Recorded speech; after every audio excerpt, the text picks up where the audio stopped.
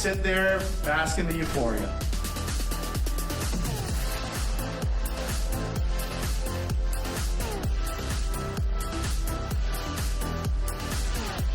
Thank you so much, Canadian Film Festival!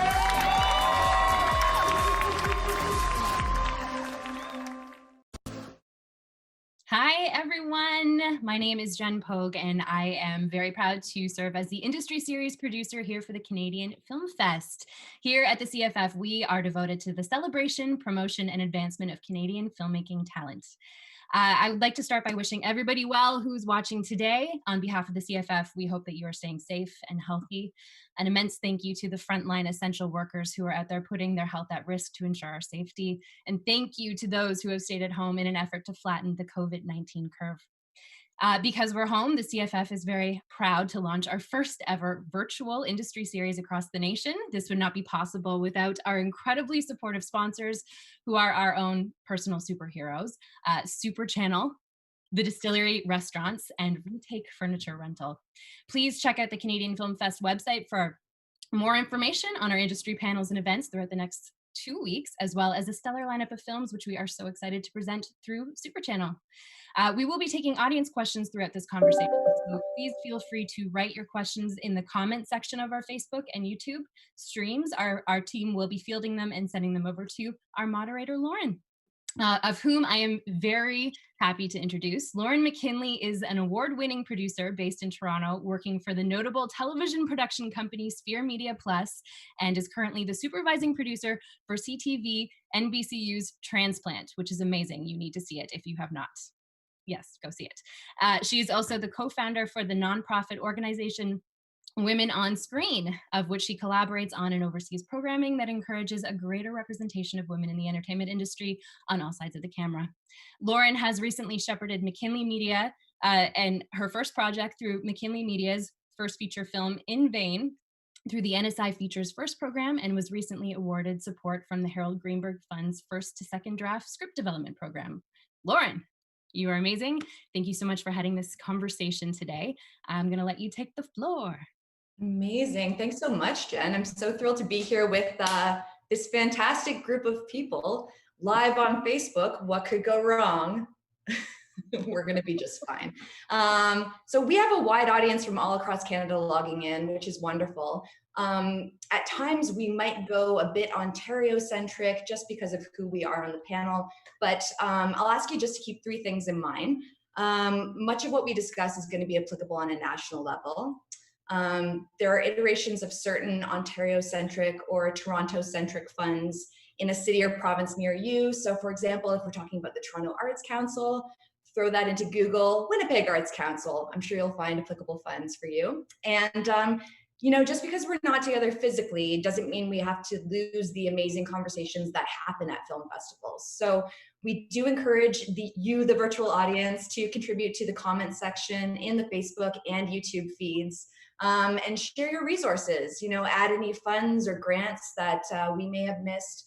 And of course, as Jen said, fire off your questions, because as we go, we'll be doing a half-hour Q&A near the end. So without further ado, I would love to just have my esteemed panelists introduce themselves, starting with producer Katie Bird-Noland. Okay, great. Hi, everyone. Thanks so much for having me. This is a delight. So I co-founded Babe Nation Films with my partner, Lindsay Tapscott. We are based in Toronto, and we are a independent production company which focuses on female-driven stories for a predominantly female audience. We've been going for about 5 years, and we just debuted our first 2 features at TIFF this past year, called The Rest of Us and White Lie. And our short film Swimmers is part of the CFF this year and premiering tonight. Fantastic. Thanks, Katie. Speaking of films that premiere tonight, I'd like to introduce Gloria Kim. Gloria. Hi, thanks for having me, everybody. I'm Gloria Kim. I'm a writer, director, and producer based here in Toronto. My first feature, Queen of the Morning Calm, is going to have its virtual premiere tonight. I'm a director by trade. I've worked with such amazing companies like Sinking Ship and Breakthrough Entertainment, and I'm so happy to be here. We're so happy to have you, Gloria. Next up, we'll meet Justin Ribello from A71 Releasing.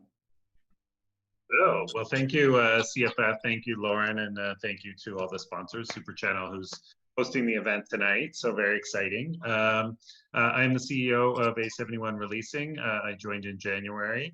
We have a number of exciting things happening here. We're equally a production company as we are a distributor.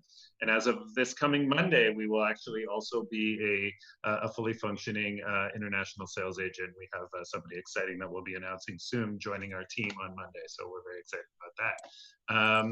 And then we've got Bruce McDonald's Dreamland coming out today on VOD, so on premium VOD. So we're excited about that. And we've got new releases coming up every Friday through August. So we're excited. Lots going on. So yeah, there you go. Exciting. Busy summer for you guys, but thanks for joining us today. And also joining us today from Ontario Creates, Kelly Payne. Hi, good afternoon, everyone. Thanks for joining us. So my name is Kelly Payne, and I'm the program consultant that administers and manages the programming for film and television for the agency. Been at the agency going on a decade more, started in the industry. So hopefully I can at least lend sort of my view from both sides of the fence. Terrific. Thanks so much, Kelly. And last but not least, President of the Harold Greenberg Fund, Mr. John Galway. Hello, sir. Hello, thank you. First of all, congratulations to the Canadian Film Fest for pulling off a film festival in the world's worst conditions. Well done. I know the whole team kind of spinned on a dime, and it's a fantastic effort. I run the Harold Greenberg Fund along with a gentleman named Alan Backus. It's a nationwide fund, so it is based in Toronto, but it's available to filmmakers across the country. We focus on two main areas. One is feature film, fiction, script writing, development, and also short film. So we'll talk about that more through the course of the panel, but it's the Harold Greenberg Fund, and we receive our money generously from Bell Media. Fantastic. All right, so we're here to talk today about grants and funding, ways of helping filmmakers get their projects off the ground. And to begin the conversation, let's start where most filmmakers start, with short films. Besides self-financing, what are the means of funding short films out there? And I would like to start with Katie, who produced the CFF short film Swimmers. And I was wondering if you could talk us through the funding behind that short film and perhaps any other experiences you've had with short films. Sure, yeah. So Swimmers came to us the same summer that the DGC launched its short film fund.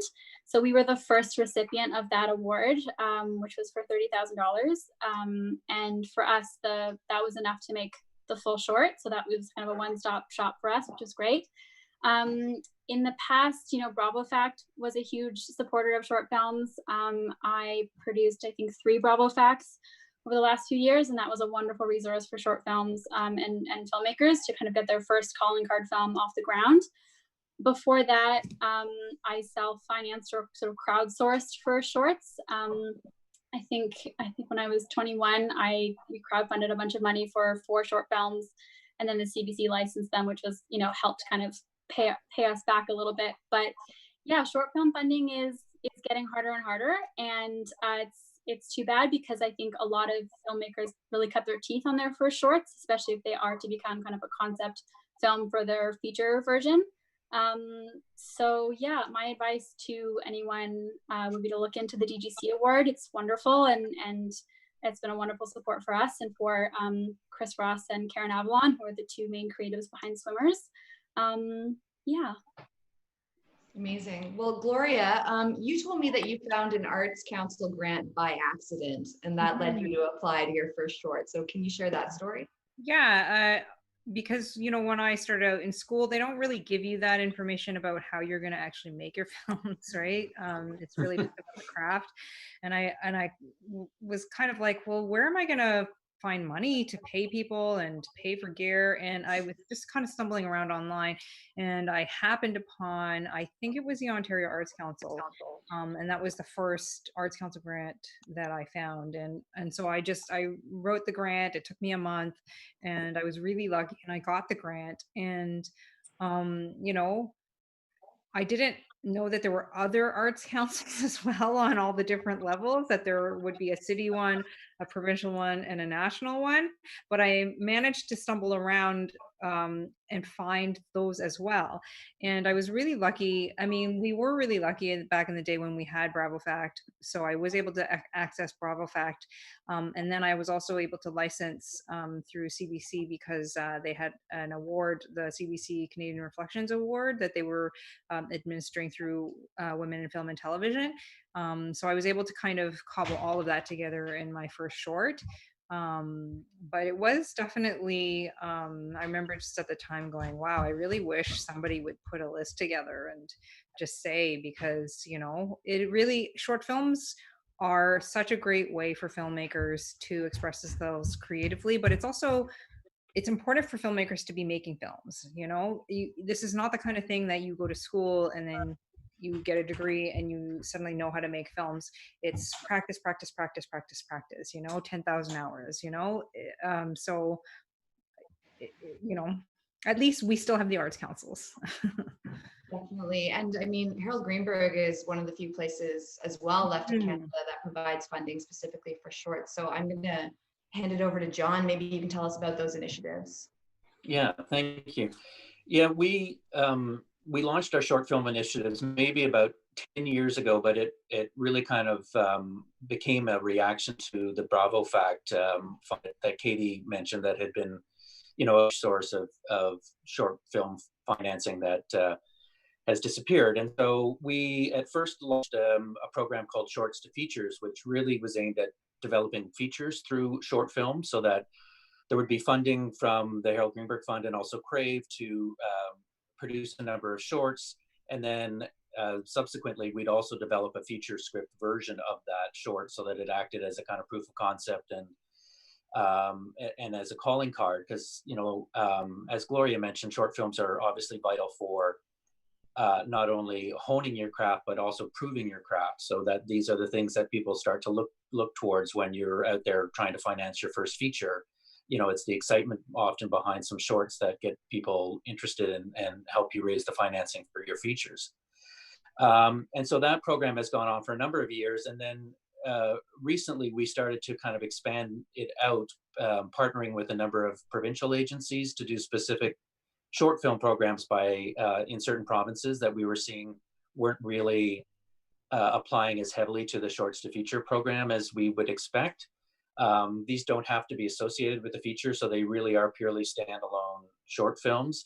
And we have now those partnerships with Creative BC in British Columbia, in Manitoba with Manitoba Film and Music, with each of the 3 territories, and with Newfoundland and Labrador. So that allows filmmakers in those areas to partner money from those organizations with ours and to get their shorts made. And we just recently announced the winners from the Newfoundland and Labrador section, and there will soon be a new deadline for the Creative BC partnership.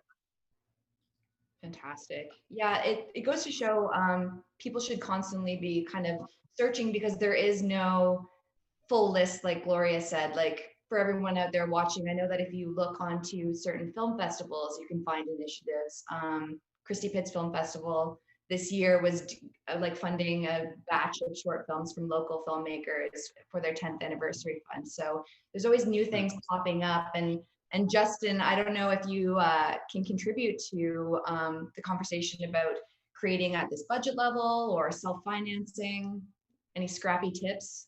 Yeah, I mean, you know, the amazing thing about filmmaking, especially the creative process, is, you know, it really is about just going out there, executing your ideas, coming up with the best possible content, and then putting it out to the world, and you know, seeing how people react to it. And that would be my you know, these days with the technology is there to pull people together to create something great and launch your career to, you know, suddenly, like Xavier Dolan, your feature could be premiering at Cannes, right? Most industries, you have to get an entry-level job, figure out how to then get experience, create relationships, and this is an industry where you can just make an impact based on the ideas you put out on paper and how you execute them. So, you know, it's getting easier and easier, and it's getting more financially reasonable to execute. So, you know, that would be my advice: is really, you know, yes, it's great to go out and go through the process and learn how to apply for funding. But, you know, if you can find a way to just kind of, you know, make things on a sheer will and ambition, you know, you can really make an impact quickly. Well, and you make a good point about finding a way of building your career as a whole. And I think that's a good time to transition into talking about funding for professional development. Because I find that filmmakers, myself included, we kind of get fixated on a project-to-project funding scheme when you should be thinking about the ways you can support your career as a whole. And I can't think of a better time to go to you, Kelly, at Ontario Creates, because there are so many great business initiatives for creatives within your agency. Oh, I think you're muted. It's bound to happen. She broke the seal. Are we good? Yes, great. Okay, excellent. Okay, I did push on mute. Anyway. I saw you. Yeah. My finger. So that's actually an interesting and point that people forget a lot. Yes, we have direct programs for very specific project development, production, but we also do run several initiatives throughout the year, and an export fund that does help you sort of, you know, gives you up to 50% of your costs to go travel and take your content abroad outside of Canada and sell it. The support programs, sort of more specifically, let's say before you get to production or even a short or anything like that, we run all sorts of programs that try and do some business to business initiatives. So producers to producers. So trying to support each other getting together, especially for a lot of the funds, there are, you know, barriers to entry. And so what we are trying to do with some of the initiatives that happen throughout the year is to try and ease some of that barriers to entry. So there's some engagement points where, you know, we're offering to send a producer to co-creates, for example, or pardon me, to Equinox, which is the script writing conference. So sometimes we send filmmakers to India to do various development things. So there's things that come up every now and again. And the one piece of advice I can say in general for everybody sort of looking to establish a relationship more formally or even less formally with an agency like Ontario Creates is to find other ways to engage if you're not ready to directly engage with the program. So things like getting on our mailing list. We have a mailing list that's designated to each sort of sector that we service. And that just basically makes you a passive partner with us, and we send you all of the information, call us for applications, different initiatives we're doing, things we might be doing at different film festivals. The other side of things that we do that a lot of people aren't necessarily aware of, although Canadian Film Fest would be, is we do some industry support. So we're one of the main sponsors of things like the industry development panels we're doing right now for the Canadian Film Festival. So we support festivals behind the scenes to do these types of panels to help people sort of do professional development, to get their careers going, and again, to sort of activate, again, that business to business element. And relationships are so huge in this industry that, you know, even sort of knowing what I look like on a panel like this, you know, if we're out and about and you see me, we're here to talk to you. We're here, we're open. I'll take calls to discuss, you know, what are you working on? Introduce me to yourself, introduce to the, you know, your company. Maybe you're not ready to engage with our particular programs, but the consultants at the agency, including myself, are open to sort of tracking and discussing what it is that you're doing. And engagement is a huge part in sort of developing your career, even if you're not able to access some of the programs. Absolutely. Even just at Sorry, Justin, go ahead. I was just going to say, I'll second what Kelly's saying, because when I was producing my first feature, I called Kelly, I can't tell you how many times, just for advice. And she gave me such great advice and always picked up the phone. Unfortunately, I didn't get the money, but you know, it was still good advice. So there you go. There's a first-hand experience to back up what she's saying. Well, and Katie, I saw you nodding a lot. Are there some experiences you can share too, either with Ontario Creates or, you know, any sort of professional development work that you've done?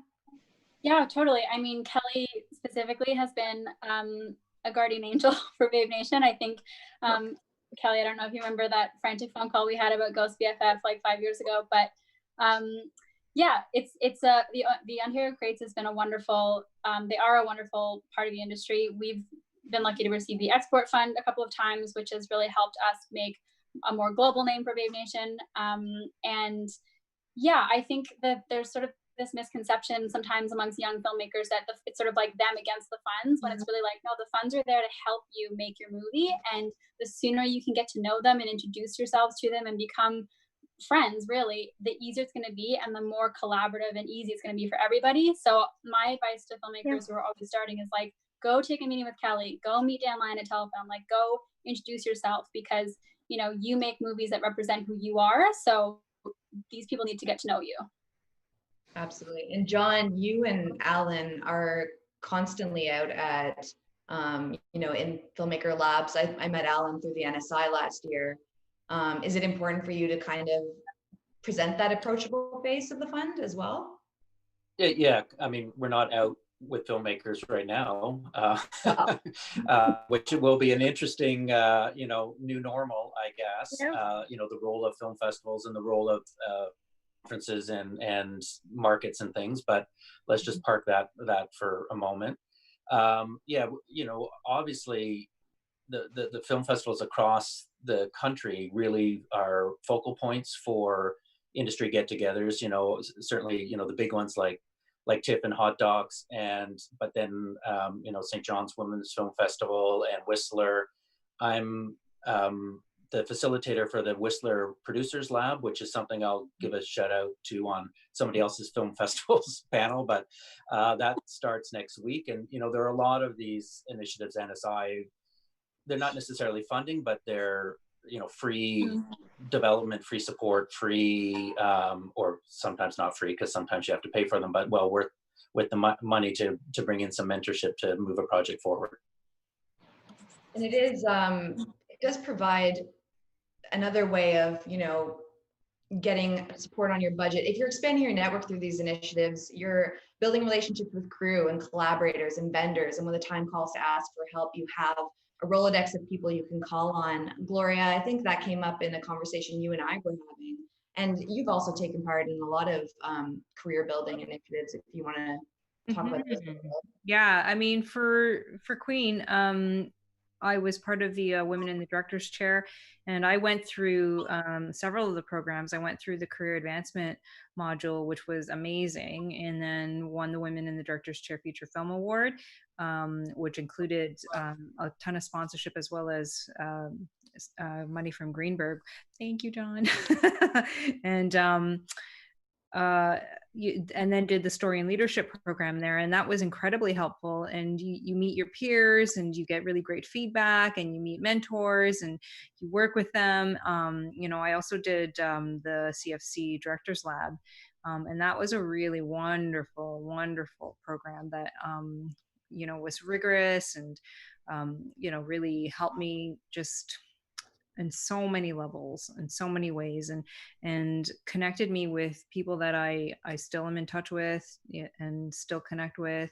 And I think that's the thing too, right? It's like, it's not just the mentorship, but it's the connections that you have with your peers that you'll have for the rest of your career or the rest of your life, and they become your friends, and they're your resource, and you know, you can ask questions, and you don't have to feel, you know, you don't have to feel silly asking those questions, right? And then you can just, you know, share, right? And have people read your scripts. And so for me, I've found the mentorship programs invaluable. Oh, and NSI as well. I've done NSI. So it's been a really wonderful experience. Well, with that, keeping that in mind, I just want to remind people, feel free to engage in the comments section. And even though we can't meet each other in person, engage with each other virtually. Maybe you can make some connections for your upcoming projects on the message board. So I would like to talk now about feature films. And the first opportunity to get paid for those is in development. So I'm going to kick back to you, John, because I'd love to hear about development opportunities from Harold Greenberg.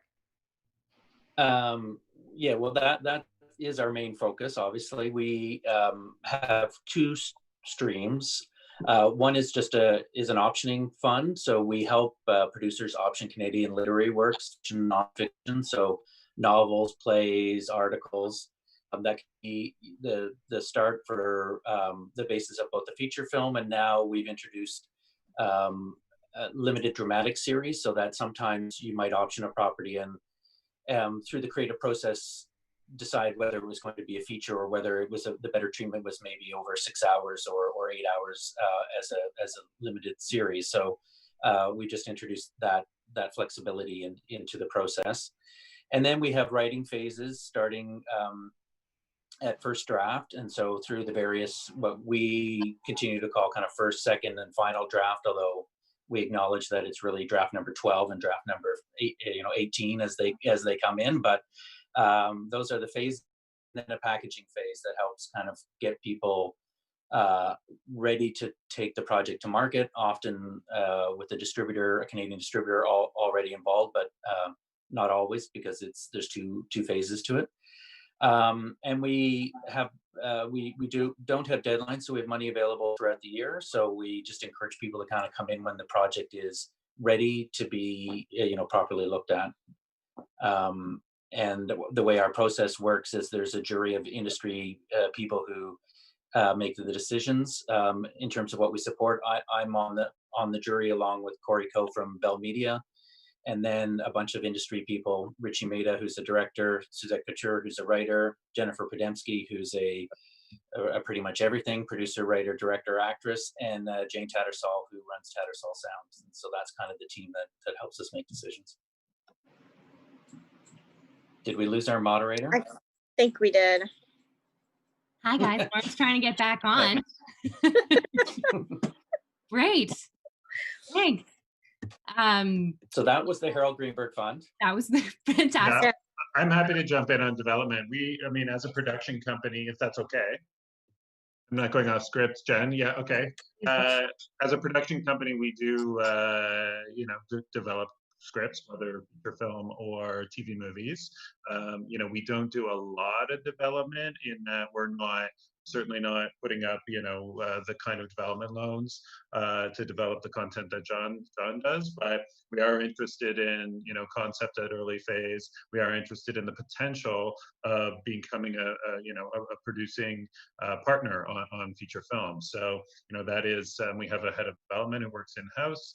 And so we are interested in engaging at that stage when you think your project is ready and you're looking for that production, back room. We have 4 line producers in-house. We have a full accounting team. We're producing, not under COVID, but once we all come out of it, we are producing on a regular basis. So, we can aid there. And if it's a project we like that we think we can produce, we can engage at the development.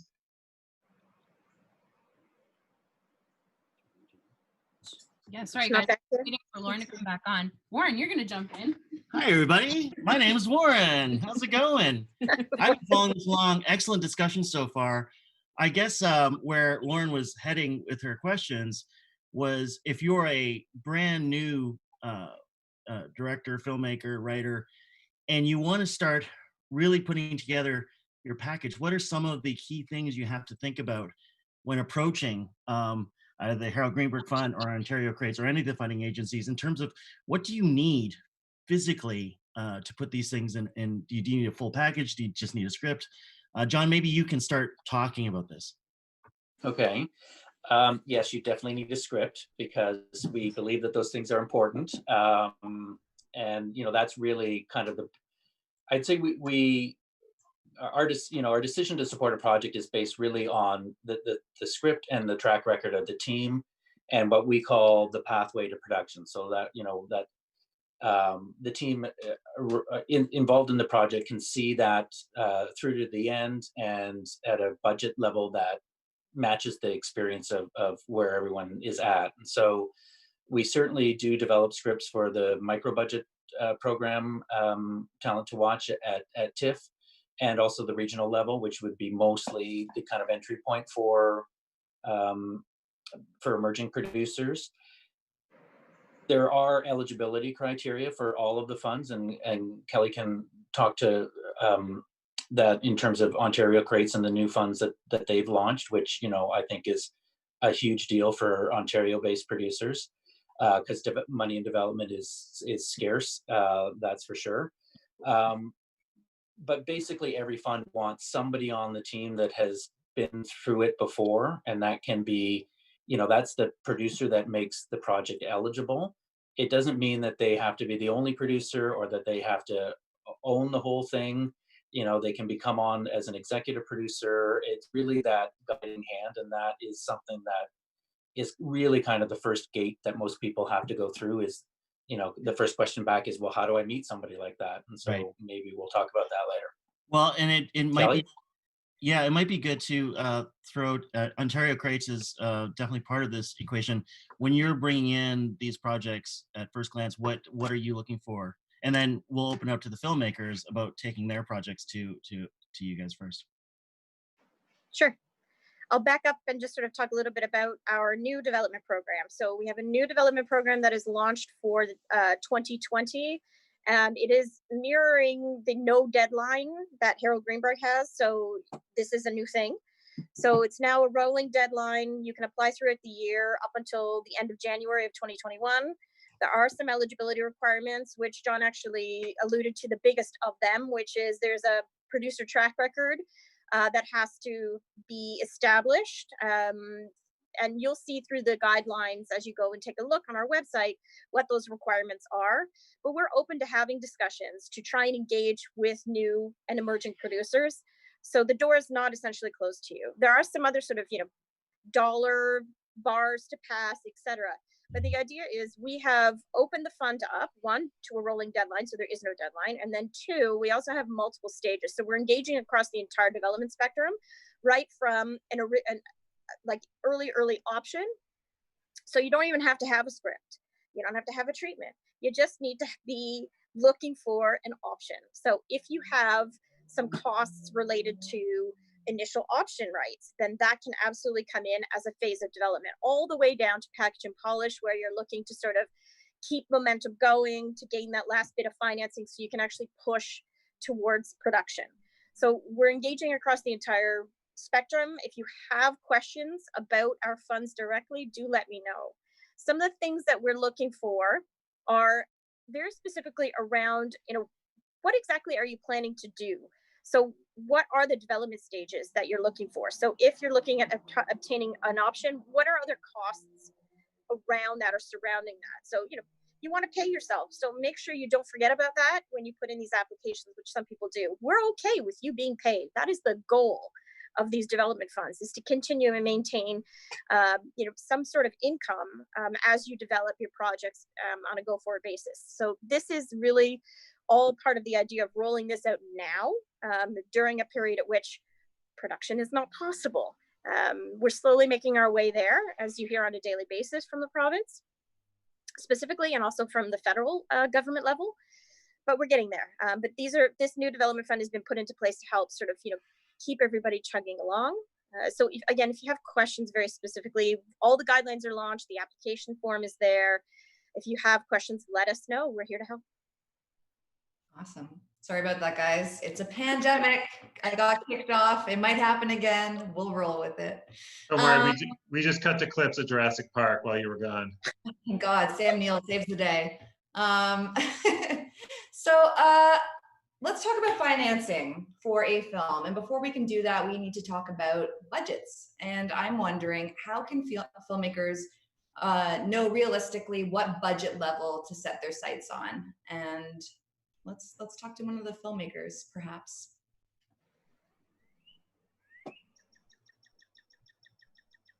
Do you mind if I jump in? Yeah, would love it. Okay, great. So obviously I can't speak for every producer, but for Lindsay and I, when we produced our first feature, which was called The Rest of Us. We shot that in the summer of 2018. It was a 1.9. I think she said 1.9, right, Katie? Yeah. We neither one of us had gone to film school, but we had done some shorts and Breaking up a little bit. a web series, which was sort of, a little bit more than a micro budget, typical micro budget, but it was still pretty. Sorry, can you hear me? I thought that you guys had done some short films and a web series that was a little bit more than a micro budget. And yes. Okay. Can you hear me now? It's working? Yeah, it's much better. Okay. Yeah. Okay. Super.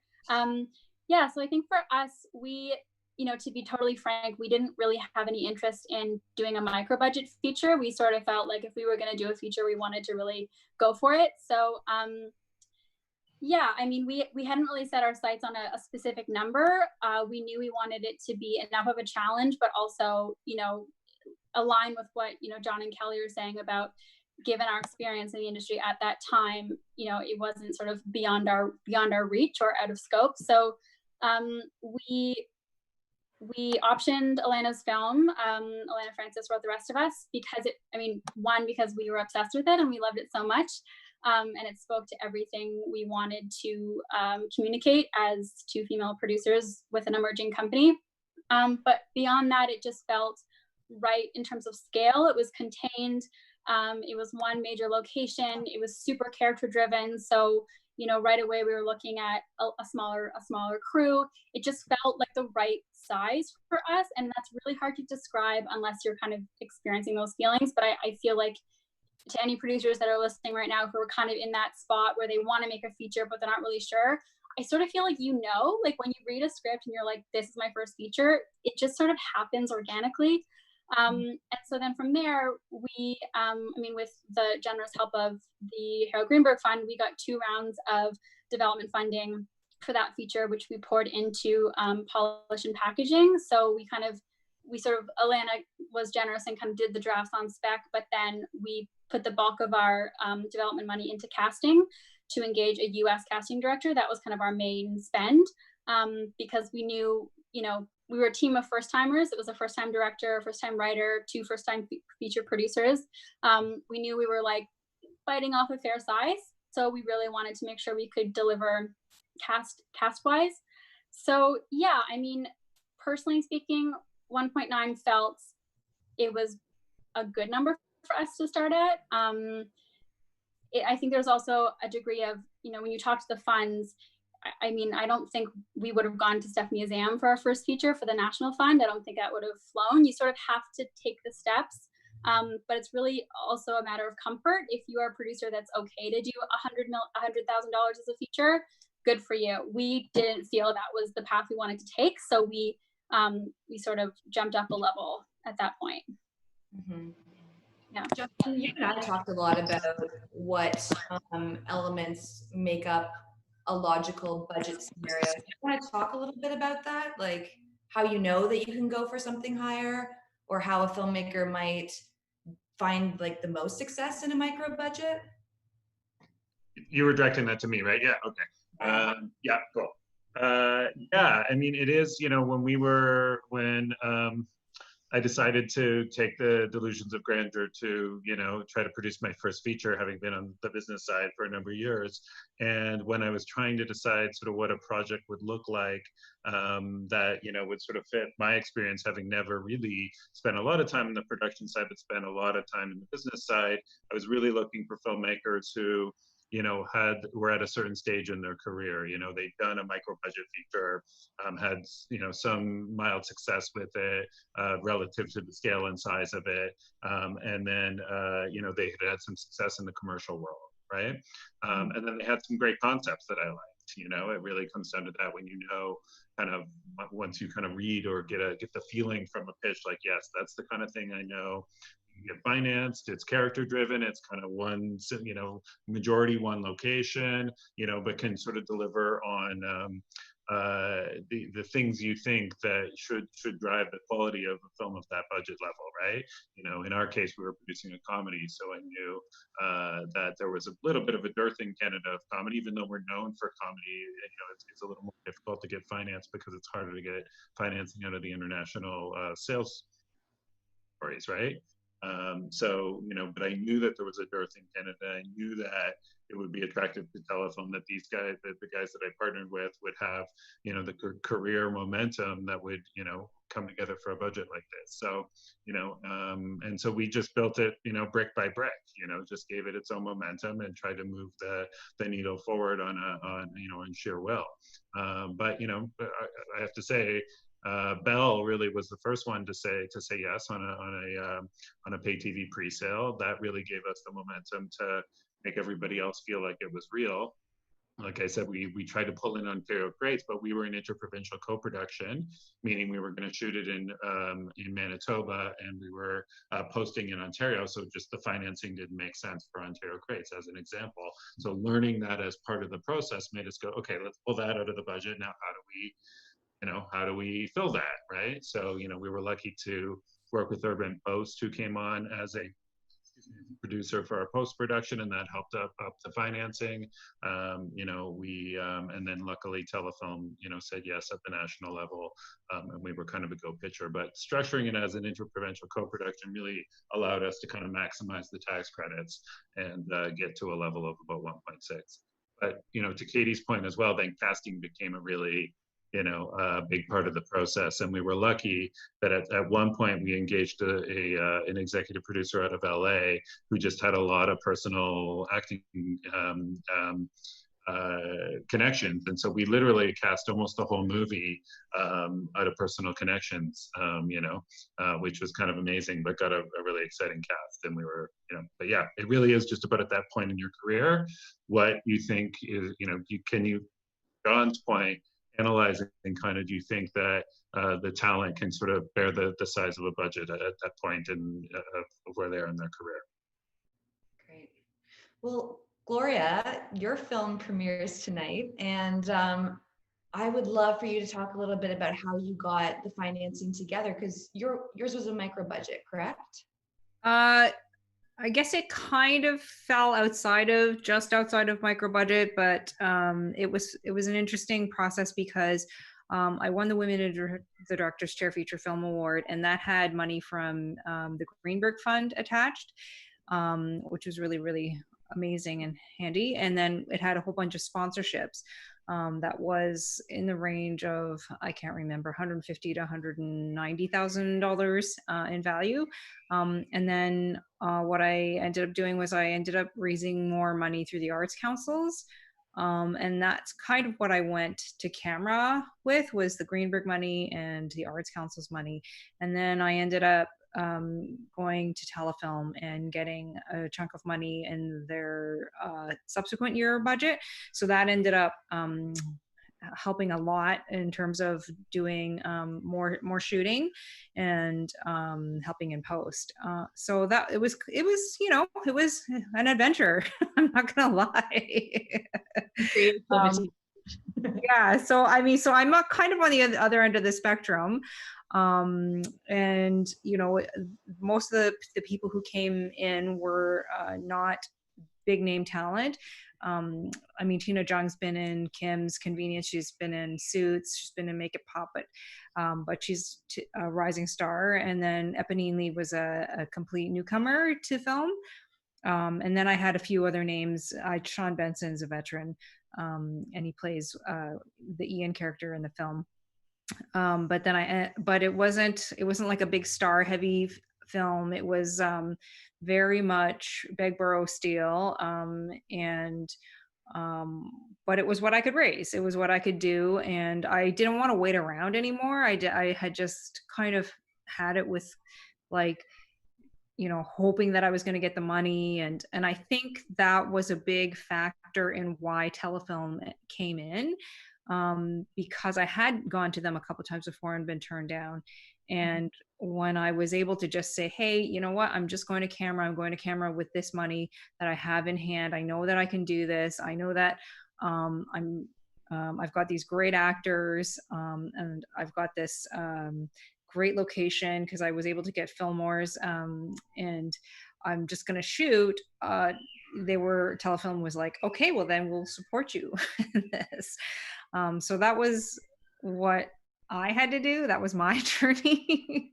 I think everybody's journey is different. I think that like getting turned down is such a rite of passage. And but I would love to talk, like we get asked all the time, what makes for a successful application. And, you know, Kelly, you and I talked a little bit about just reading the guidelines, but maybe you and John could talk about, like, from a funder's perspective, what a winning application is, what it looks like for you too. I think it's different for both of us, just because there's a couple of things that make that difference. One, it depends on how the fund you're applying to is administered. So knowing how the fund is administered is extremely helpful. Sorry if there's some background noise. Because, you know, sometimes there's external juries, sometimes it's internal decisions, sometimes it's entirely different, or, you know, there's certain elements that are important to one fund that may supersede other elements in other funds. So when you're applying, it's extremely important to figure out what is the key importance for that particular fund. And just because you get turned down through Ontario Creates one time for a project does not necessarily mean that we don't ever want to see that project, or that project is not actually valuable to the province or to the fund. Our particular funds, particularly in production, very specifically, I'll talk to, there's two elements to the way funds are looked at. One is in direct respect of the strength of the project itself based on the criteria that is published in the guidelines on an annual basis. And then two, because we actually have deadlines, each deadline has a certain cohort or number of projects. And so not only is the project coming in looked at on its own, but it's also looked at against all of the other projects that have come in for that particular deadline. So sometimes, in Justin's example of when he came in with, I'm going to lose my camera, sorry, with the interprovincial co-production, maybe there would have been another opportunity at a different deadline, depending on what came in. Maybe we will get some lower Ontario spends, which would have put that particular project ranked a little bit higher. So it's really sort of dependent. It's a twofold thing. It's the strength of the project, but it's also what else is coming in, which is the great unknown for each deadline. So please don't take a no, I will always say this, as the end of the project. There's always a chance for discussion. There's always a chance to reapply for Ontario Creates funding. We do have a limit of 3 times. But what we try and do in the discussions, which we offer feedback, by the way. So if your answer is a no, I'm more than happy to take the time to talk to you about why that occurred. What else can we do? So next time that you come in, your application will be closer to a yes or a yes. So what are the deficiencies based on our fund? And our deficiencies may not be the same as John's, which may not be the same as Telefilm's, which may not be the same as the NOHFC or the Northern Ontario Heritage Fund Corporation, for example, if you're looking sort of at the greater funding scheme. So I don't know, John, if you have any other input on that? Yeah, I would say certainly our fund, you know, we're not looking for a particular type of film where we support all genres, different budget levels, filmmakers at different parts of their career. So it's not like, you know, I can say, wow, if we really had a zombie comedy that takes place in Vancouver, that would sail right through, although that would be fun. But what I would say for what is very important for emerging filmmakers that we don't know is to start the dialogue of us getting to know you ahead of when you apply. You know, please don't call us like the minute that your application rolls in and you know, start that dialogue. We want the time to watch previous work, to get to know you. Maybe you need to come in and tell us a bit about who you are and the strategy for your company. that becomes less necessary as we work with you, as we start to work with you. Then we know, and we're having more frequent phone calls and touch points, you know, through the process of a project. But you know, Katie, I'm not sure exactly how we first met, but that was the approach you guys took, right? Was to start a relationship, because it's going to be a long-term thing with any fund or any potential broadcast partner or distributor. So I will throw it over to Katie. Yeah, I think, I mean, I'm just trying to remember when we came in to talk to you guys, but I actually can't remember. But Kelly, I remember coming in to talk to you about The Rest of Us, like before we applied. And we didn't get it the first time. And then we had a really great call with Kelly and Aaron Creasy, and you guys were so generous and wonderful. And it was like, you know, we were going fast and hard in our financing. I think we ended up raising everything in about 10 months. But it was so helpful at that time to get that feedback, because for us, you know, we are here for the long term, so we want to have those relationships. And Lindsay and I always say that no is the second best answer, because with no, it's like there's work to be done, there's improvement to be made, and that's only going to make you a better filmmaker, a better producer. So yeah, from our call with Kelly and Aaron, we went in the second time, and by the time we got that application in, we had lined up telefilm, we had a pre-sale from Crave, we had an Urban Post deal, we had a tax credit certification letter. We were just like it was a much stronger package.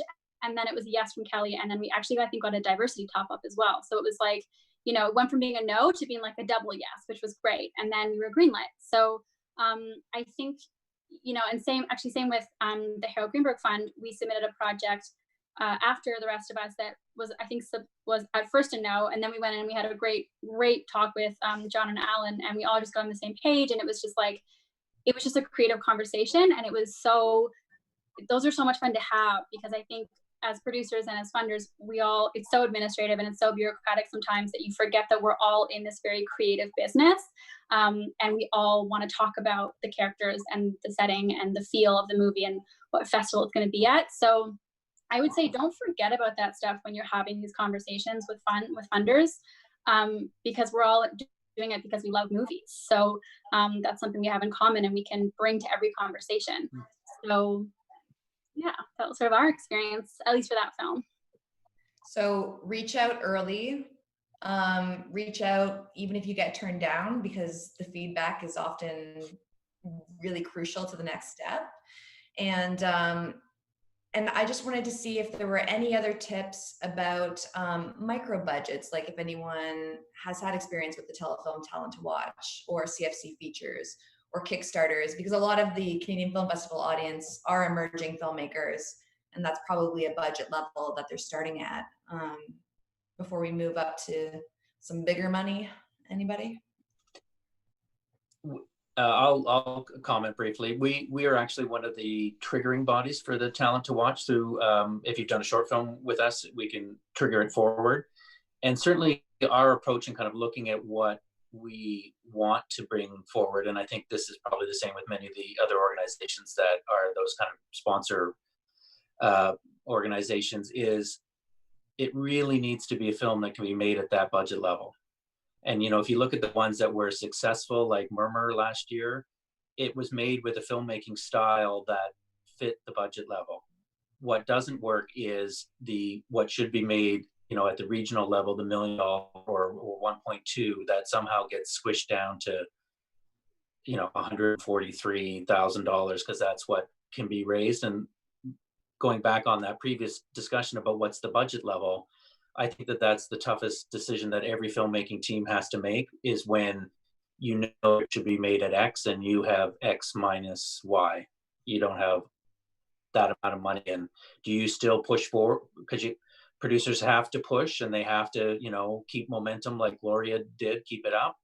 But you also have to service the script. So you have to balance those two concepts in your head. Well, let's talk about financing at that slightly higher level.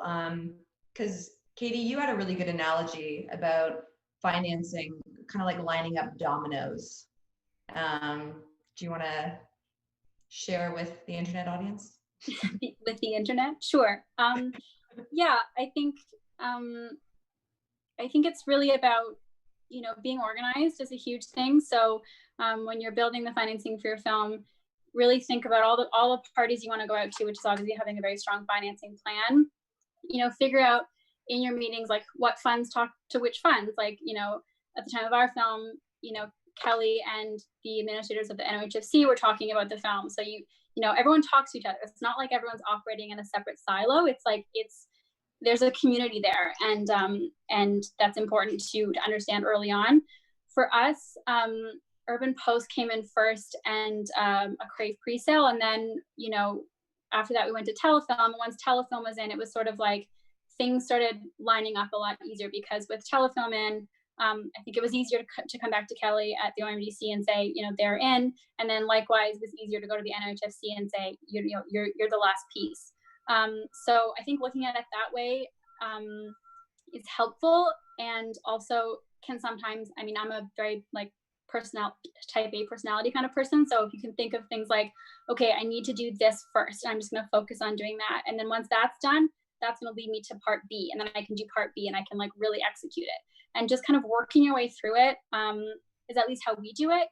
And, also I think the more you do it and the more you sort of put these financing plans together, you understand how certain funds relate to others, or you understand if you're asking for X amount of dollars from one fund, maybe you should be a little more modest when you're asked to someone else. So you kind of, it's like I keep using game references, but it's like a puzzle. It's like a puzzle domino bonanza, I guess. Yeah. Love it. Love checking things off the list. Justin? Yeah, that was my, we had very similar experiences, and it is like a domino effect. But it's interesting because, you hear a lot of these funds, and I'd love to hear Kelly's point of view, because a lot of them want to be the last one in. Right, so it is sort of this okay, well, Telefilm wants to be last in, but OC wants to be last in, and NOHFC will be earlier, but the other ones, right? So it's interesting to manage that optic and perception of kind of always cart before the horse a little bit. If OC comes in, the Telefilm will come in. If you get this actor, then Telefilm will come in. So each project has a little bit of its own trajectory that way, but it is really which piece is going to fall first to make the whole domino fall across the board. And are there other funding sources that you're typically looking at for a budget under 2.5, or that we haven't mentioned, Justin? Well, certainly distribution. Go on. Yes, exactly. So yeah, you're always, it is good. It has become more the norm to try to get a pay TV pre-sale, right? And that has always been, whether you're doing that via your distributor or whether you're doing that directly. Although, it's become harder and harder to get the pay pre-sale. It used to be that the CRTC had a mandate where each dollar that was committed at the pre-sale stage, the broadcaster got a $1.50 credit for it. And that went away a few years ago with the Let's Talk TV changes, and it is really a shame. And I actually think it's one of the biggest issues we face as feature filmmakers, that it is harder. There is no real incentive for these broadcasters to commit at the pre-sale stage. So, and I actually think that has to change. I don't want to cause any wrinkles over at Belgium, but I think we all kind of agree that there is no reason for that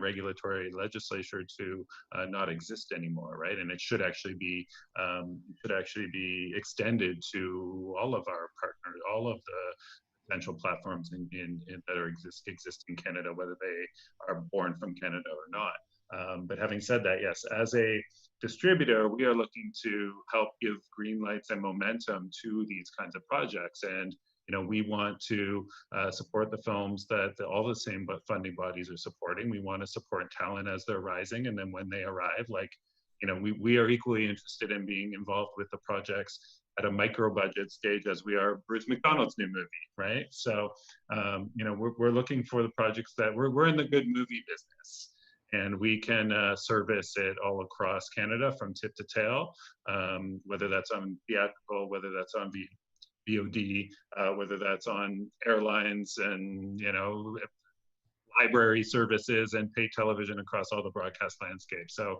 we really want to consider ourselves a true partner, and, we're in the good movie business. We want to, help give momentum to local producers. And as a distributor, we're a Canadian film first distributor. I think we're the only distributor who actually defines themselves that way. How early should filmmakers be approaching you?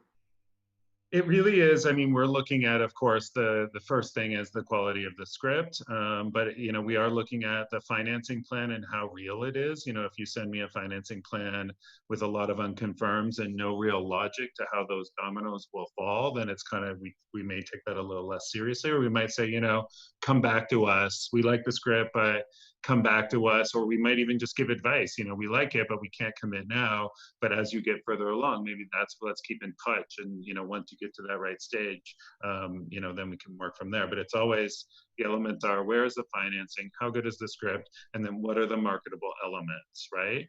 And that could be cast, but that could also just be, there's a very clear audience to mobilize, whether that's because it's a certain genre, or whether it speaks to a certain audience base, or it could just be, hey, we really believe in this creative and we think that it's going to be really impactful and it's going to move the needle with, really high profile film festivals, so each one has its own different element, but those are generally the things we're looking at. So you should be coming to us as you're starting to get your production financing together. Got it. And Kelly, at Ontario Creates, when you and I were talking, there was a bit of, I guess, a misconception. I didn't realize that Ontario Creates came in for lower than $1 million at different levels. Do you want to talk a little bit about the ways in which filmmakers can access your resources? Sure. I'm now experiencing a large thunderstorm. So if you hear some thunder in the background, it's my apologies. I'm actually outside in the most quiet place in my house is outside. So yes, so we several years ago introduced a diversity enhancement. So this is a part of the Film Fund for production very specifically. So for production very specifically, there's some lower budget thresholds that exist to try and engage at projects with lower levels. So for example, if you are a female-led, gender parity-driven project, like The Rest of Us, for example, which is one of our first projects through the door, actually, that was approved under and through our diversity enhancement. It's a lot about the voice, the vision, the team, etc. So you can then have a budget that is less than $1 million. So our minimum is $750,000, and that is under of the diversity enhancement. So it's taking it down a bit. It doesn't go to micro budget level because we are more geared towards sort of the business elements of a project. And so what is the investment in the province in spend and creative hires? And so this is where that sort of higher budget level comes from the existing stream of $1 million. But we've been able to move that down to try and engage with more producers on an earlier stage by bringing in a $750,000 budget top to our diversity enhancement. So if you have a story, if you have a script, if your team isn't, all men, really, even if it is all men, actually, that'll work too. It's very broad. It's open to the provincial definition of diversity, which again is extraordinarily broad. So it's people of color, it's gender diversity, it's sexual orientation, it's many, many different things. The other element to it is we also engage with filmmakers in non-English and non-French films. So we'll take any language. So you can have a Hindi film, for example, and still come in for support through Ontario Creates. And not all of the existing government programs, support programs out there will do that, but it's all part of this diversity enhancement element. In fact, we've been doing that all along. This is another thing a lot of people didn't know. We do actually engage in other language other than French and English for any of our films, even outside of the diversity stream. Sorry, that was like a whole bunch of stuff put together with the budget level, but it was all stuff that I didn't want to talk about. So I threw it in there. Great, I appreciate that.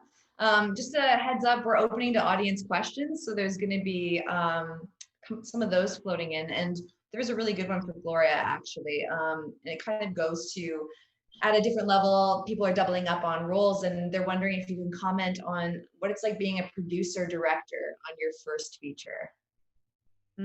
Wow. Yeah, that's a big question. Well, I mean, I was really lucky because I had an amazing team. So I had my co-producer, Josh Barsky, and my executive producers, Sonia DiRienzo and Carol Whiteman. And I remember when I was talking in conversation with Greenberg and John and Ellen, they were like, "Oh, so you're going to be producing this?" And I said, "Don't worry, guys." You're just going to contract with me, but you'll be dealing with Sonia and Carol and Josh, because I cannot possibly do all of that kind of work while I'm directing something. And like in terms of producing, like what I ended up doing was I ended up having to get the loan, and I have to actually say thank you to my ex-husband for co-signing on the loan with me. Whatever it takes, right? Just whatever it takes, whatever it takes.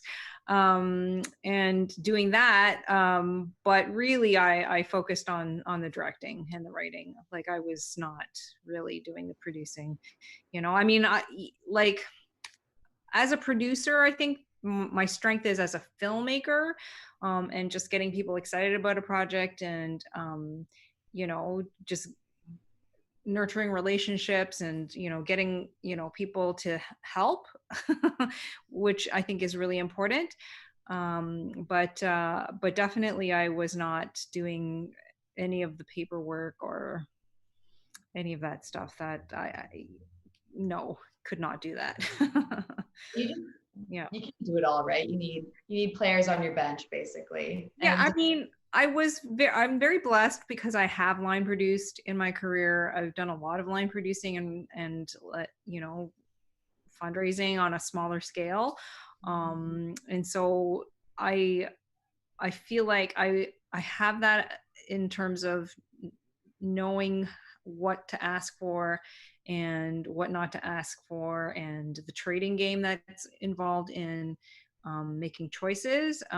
So I think that was immensely helpful, making my first feature and being a producer, but definitely, you have to have help.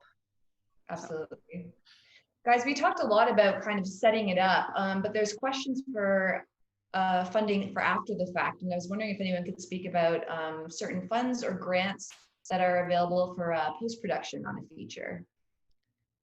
It's an audience question.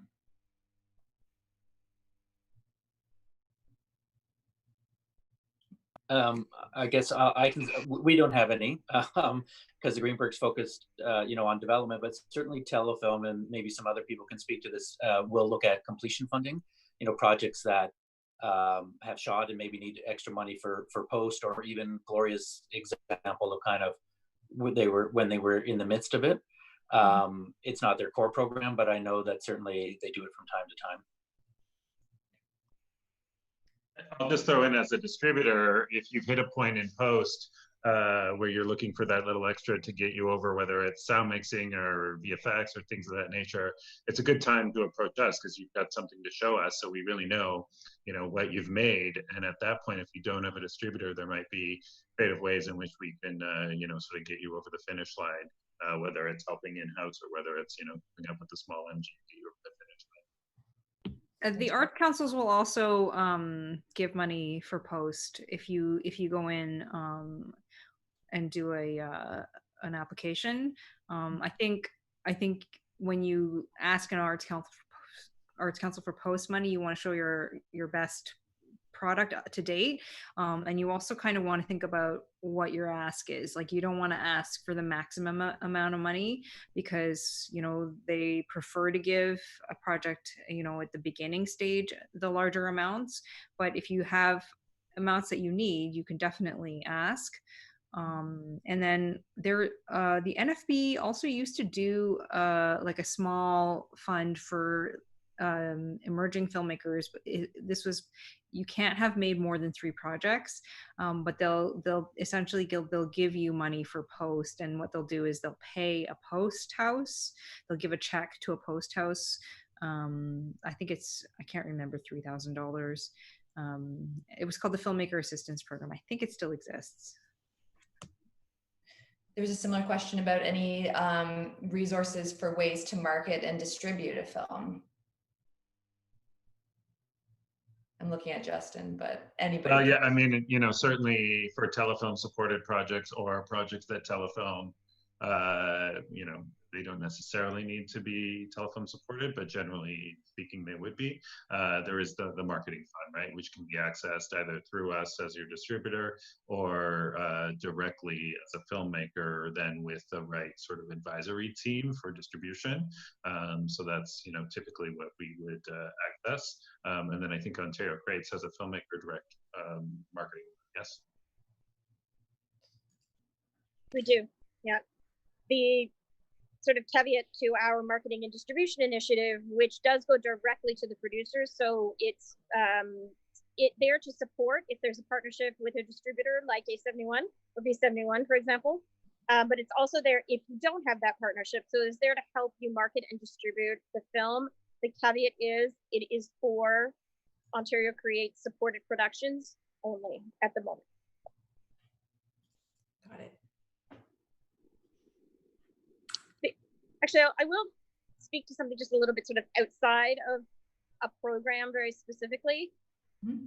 Ontario Creates is an economic development agency, very specifically talking and speaking to the creative industries. And of course, film and television is one of them. So anything that we can do to help support our Ontario filmmakers, like help you with your social posting. So if you are an Ontario creator and you have something that's happening, let us know. Because there are ways that we, through our social channels, through our communications team, which is constantly promoting the province, and our creators who live and work within the province on our social platforms. So we're there for you outside of our programs, as you know, we sort of alluded to earlier. So that is one of the ways that we can help support, as small as it may be, to help bring attention to what you're doing and who you are. And that's great. And I feel like signing up for newsletters and following people on social media is such an easy thing to just do. And then you constantly have this stream of reminders coming into you whenever you're on your email or you're on Twitter. Are there other ways that you guys on the panel kind of stay on top of all the initiatives that are available? I'll just hop in. I would say joining the CMPA is a really good move, especially if you're starting out and you're not really sure. There are some sort of fee breaks if you're a smaller company, if you're under 30, things like that. And also if you can also call them and just tell them, you know, where you're at, and they'll advise. But they're a really great hub of kind of an umbrella of everything that's happening in the industry. They're great linkers to the funds, to different initiatives. That would be a good one to look out for, to get involved with. There are some organizations like Cast and Crew, for example, that actually put together booklets or digital booklets every year of international funding that's available through agencies, private funds. They dip into the US, they go international. So, you know, our counterpart in Germany, for example, or Australia. So they tell you sort of everything internationally. So there are those things that exist that do sort of on a higher level give you an aggregate of funding that's available. But then there's this sort of, you know, micro funds, the arts councils, the municipal funds that are available through, you know, municipal arts councils or committees. They may be small in scale, but sometimes they can help you sort of get, you know, to that mile, especially for development or post-production. You know, $2,700 or $5,000 is there, offered through, you know, there's a couple I can mention in Ontario, but I know that they're nationwide, depending on the city that you live in. So I would definitely take a look at what is happening at the municipal level in your city, in your town. And I live in a very small town, I will tell you. And we have something that is in the works. We are putting together a local committee, and so we're working towards this. So definitely there's going to be stuff available at the municipal level, though smaller, but they really want to support content creators to live and work in every town across the province. So. And there are lots of pushes online, like on certain Facebook groups. Inc. Canada is a good one for writers, run by Karen Walton. They're constantly posting, script competitions or writing incubators, writing labs, any sort of support they can give to writers. If you're a member of an underrepresented community, there are lots of niche groups that support amplifying of those voices. Female filmmakers, for example, can follow WIFT or Women on Screen, Breakthroughs film festivals to hear about initiatives for women in film. I know the group BIPOC TV and Film for Black, Indigenous, People of Color filmmakers is run by Natalie Younglai and Jillian Mueller, and they're constantly posting stuff for emerging creators in that community. The Real World Emerging 20 program has a deadline coming up on June 1st. It's just, I really hope that people are sharing these groups in the comments, because there's so many out there that you can look at a smaller scale, a municipal level, or just online, and you can be accessing those funds. Let's see, I have a couple other questions. Ooh, here's a good one. Private equity seems to be a mystery to people.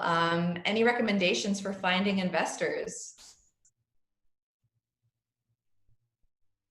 Just marry a dentist.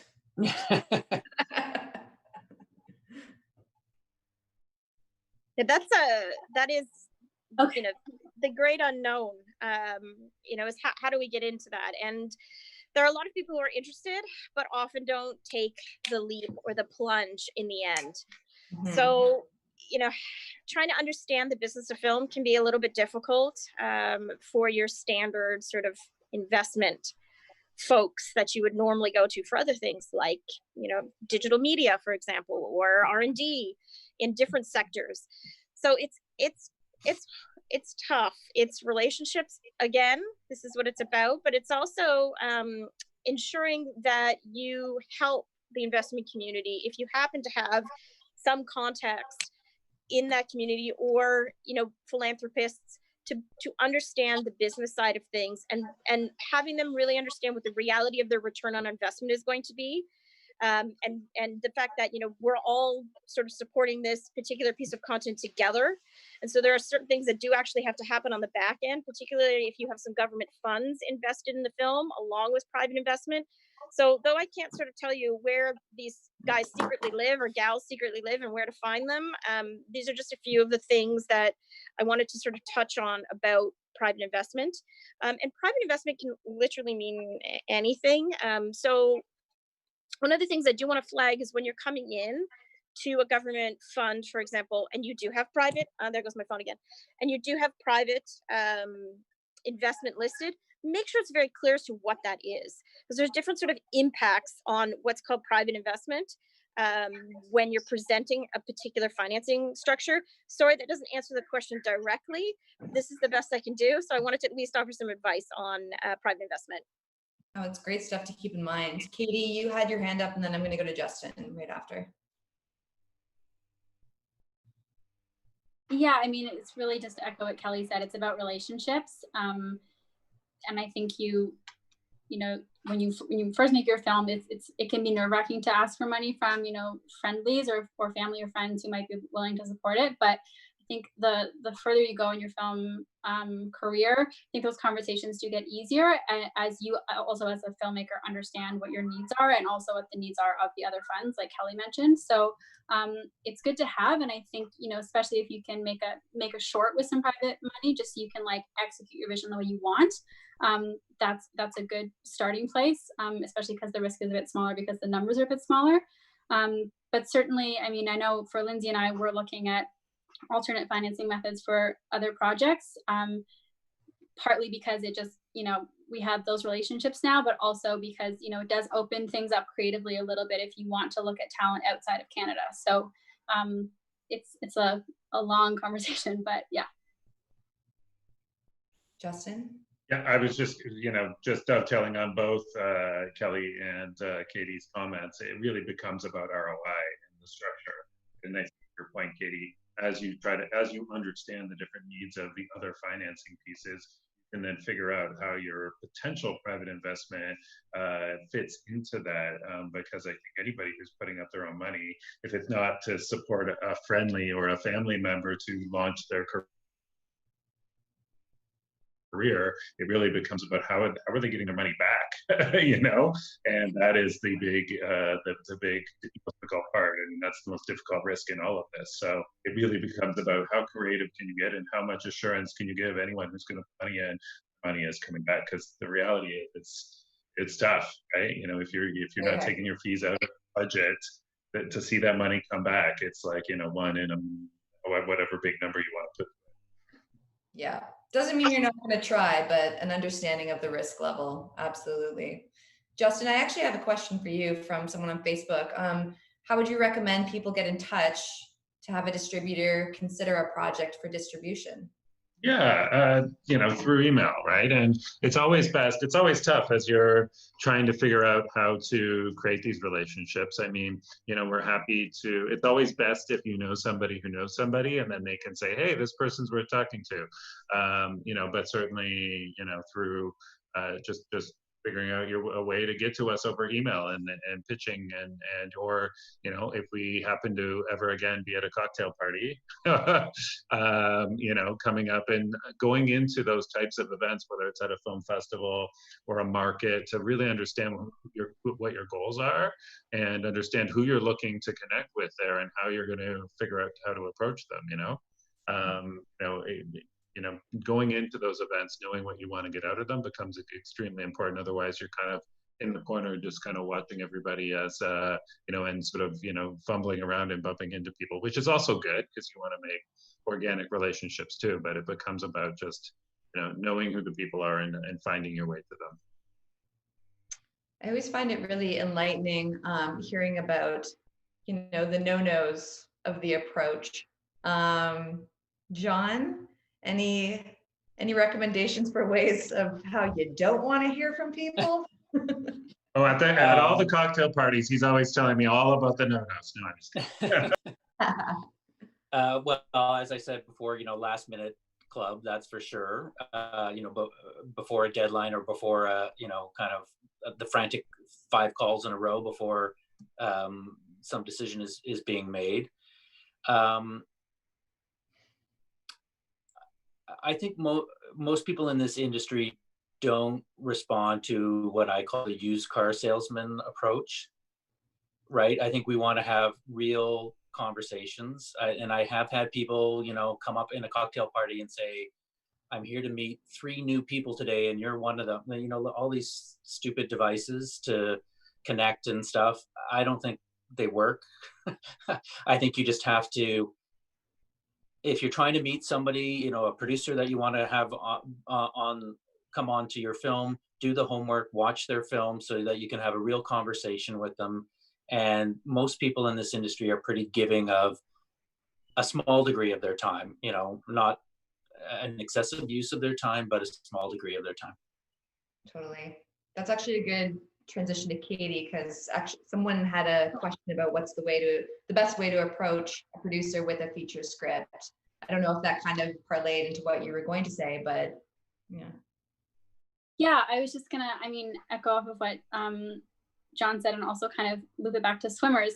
I'd say, like, when you're sending someone a cold email, specifically a producer, know what kind of movies they make. Lindsay and I get emails all the time with like hot babes in bikinis with machine guns, and it's like, we will never make that movie and we'll never read that script. So, like, know who you're sending it to and know why you're sending it, because it just makes you look bad because you didn't do your basic research. Karen, who wrote Swimmers, she's a rare case of a cold email that worked. She sent us a cold email with her script, Swimmers, and she curated a bunch of really beautiful images that she paired with the script. And it was like, her email came out of nowhere. We'd never met her before, but just like the tone of her email was so genuine. It was so heartfelt. You could tell that she really loved her project and was being very calculated in who she was trying to bring onto her team. And we read it and it was like, this is everything. Yeah, we'd also just made a pact to never make a short film again. So then we got it and we're like, okay, we can do one more. But that works because it was genuine. And I really think that goes a long way. In terms of like approaching a producer with your feature script, make sure that it's as ready as possible. If we get something that says, hey, this is my first draft, this is for my vomit draft, like we won't read it, because it takes time to read a script. It's not just reading, you're really engaging with someone's creative vision. So make sure it's the best possible version you think right now to send it. You know, obviously like formatting is a big deal, typos, things like really simple things. Also, I always really appreciate the like, hi, I have a project, would you mind looking at it email first, rather than just like here's my treatment, here's my script, here's my IMDb page. It's just kind of like, oh my God. So think of it in terms of, you know, you're at a party with someone, how would you approach someone? You wouldn't just go and like, you know, throw up a slideshow and start talking. You would have an engagement with someone. You'd like figure out what you have in common. So I don't know, filmmaking is a very human thing. And I think that you have to bring that attitude to every interaction you have, whether it's a cold email or a pitch or a film festival, anything. It's you know, it's connecting at a human level every time. With a healthy degree of chill. Yeah, be chill. Be chill. Don't send female producers an email that says, "Good day, sirs." That's a no-no. Yeah. That's a copy and paste right there. I'm gonna let Jen know that she can probably pop back on because we're winding down here. And I know that Katie and Gloria's films premiere tonight, so you have to get ready for the virtual premiere party. But this was an amazing conversation. There's never enough time to talk about everything that we could talk about, but I really appreciate the five of you being here and chatting with me, and for everyone out there tuning in. Yeah, thank you, everybody. I feel like I'm so excited to watch this 3 more times to just like get in all the information that you guys just talked about. That was incredible. So thank you so much. Happy screening day, Gloria and Katie. This is really exciting. So everybody make sure you tune in tonight on Super Channel at 9 p.m. We have 2 short films and Gloria's feature, which are going to be playing then. Gloria, you're also playing charades with us later tonight, right? Our first charades, yeah. And 2 of my actors, Soma Chaya and Eponine Lee, who plays Mona, and Soma plays Cece. So I'm excited. It's gonna be fun. It's our first ever CFF virtual charades games night. So we'll see how that goes. And I'm saving the biggest thank you for last. Ontario Creates, thank you. Our industry series and panels and our masterclass would not have been possible without you. So thank you, thank you, thank you. Everybody who's watching, please stay tuned. We have another panel coming up next at 4 o'clock, the agent-talent relationship. So filmmakers out there, if you're interested in getting representation or figuring out how to make it work a little bit more in your favor or vice versa, stay tuned. This is for you. Thank you, everybody. Thank you. Bye. See you soon. Bye. Hello, my name is Wendy Potonsky, and I'm the managing partner and owner of Retake Furniture Rentals. Retake is once again a proud supporter of the Canadian Film Festival and is working to contribute to the Canadian film and TV industry by making it an easy and sustainable place to do business. Retake understands the importance of set design and the dynamic nature of the film and TV industry, which is why we created a company to specifically support Canadian filmmakers. Retake provides sustainable short and long-term furniture rental options to meet production schedules and product needs.